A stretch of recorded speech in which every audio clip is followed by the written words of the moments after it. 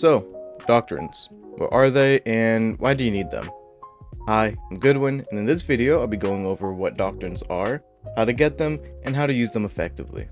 This video is intended for new players to teach them about one of the many confusing aspects of this massive game that we all love.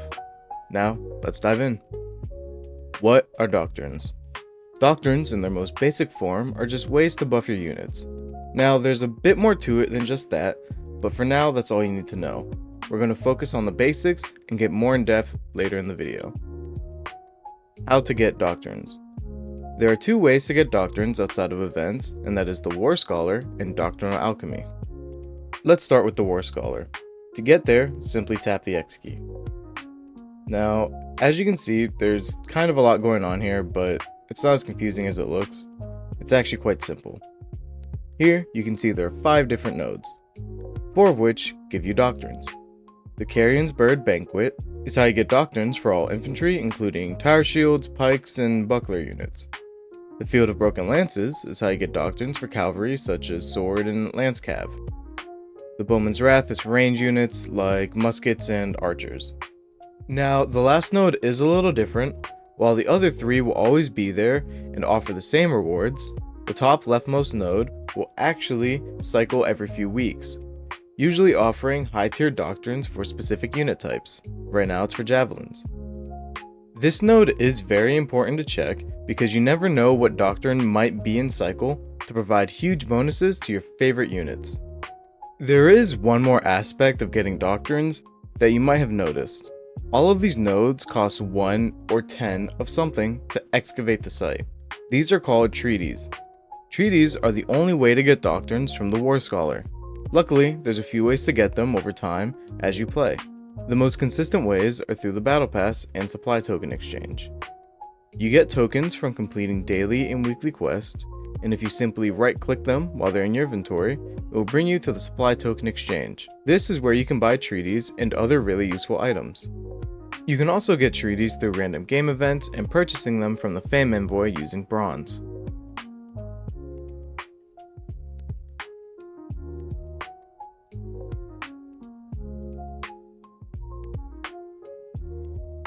The last thing you need to know before moving on to Doctrinal Alchemy is to always select the mass excavation option that allows you to spend 10 treaties.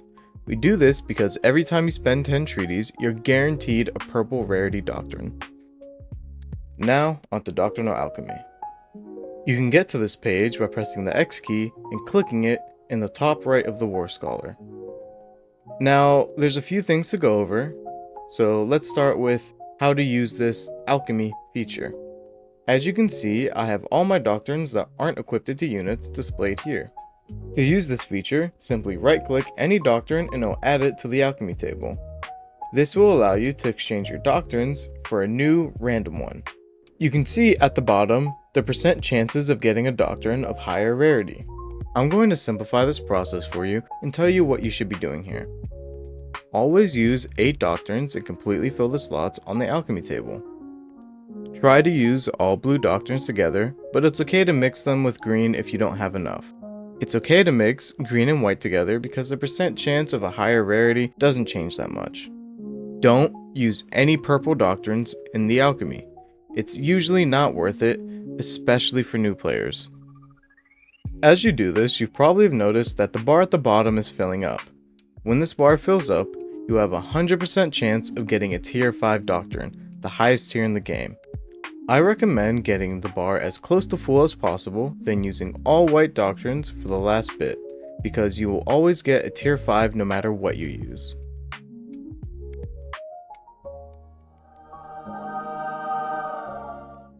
You can also use wisdoms in place of doctrines, so you don't have to sacrifice any doctrines you want to keep. You can get wisdoms from the Supply Token Exchange and through Doctrinal Alchemy itself.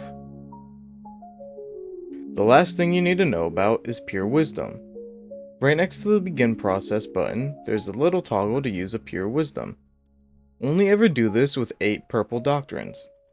Yes, I know I said not to use any purple doctrines. This is the exception.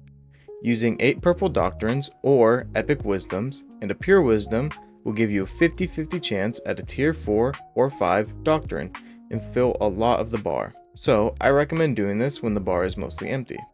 One thing to note is if you use a pure wisdom to fill the bar like this, you will be wasting it because you already guaranteed a tier 5 doctrine and will miss out on the benefits of the pure wisdom. Also, don't forget to untoggle the pure wisdom if you change your mind.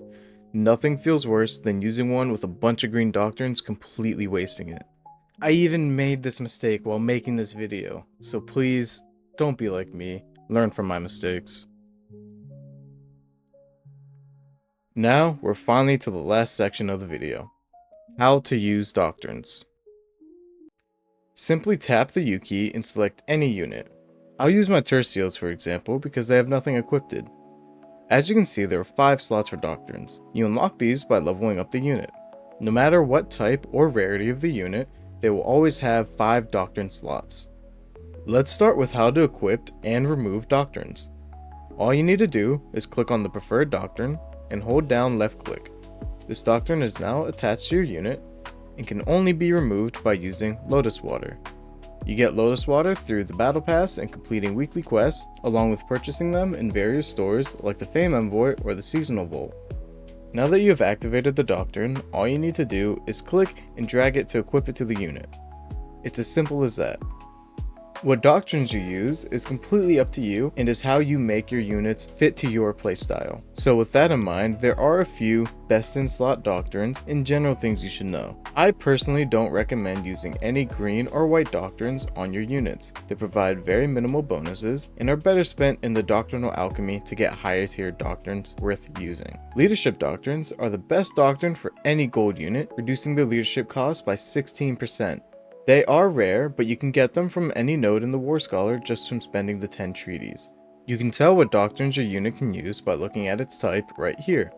The Zweihanders are a special unit type, meaning they can have an epic combat doctrine, which is the best in slot for almost all special unit types, like Iron Reapers and Companion Cavalry, for example.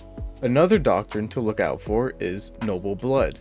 This is the best in slot for every unit that can use it. Here's a full list of those units. You can get Noble Blood from the War Scholar, like the Leadership Doctrine. The last thing to pay attention to is the damage type of a unit. As you can see, my Phalanx only does piercing damage, so I wouldn't want to do something like put a slashing damage doctrine on them. This game very much so has a rock, paper, scissors system to it, where cav beats infantry, pikes beat cav, and infantry beat pikes. Keep this in mind when equipping doctrines.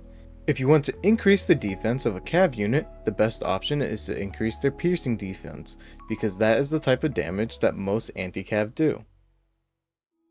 I know that was a lot. Thank you for bearing with me. I wanted to be as thorough as possible, making it easy for new players to understand. I hope this was helpful, and now you understand a bit more about the game Conquerors played. Please let me know if I missed anything, or if you have any questions. I'll answer them in the comments. Thank you so much for watching, and stay beautiful.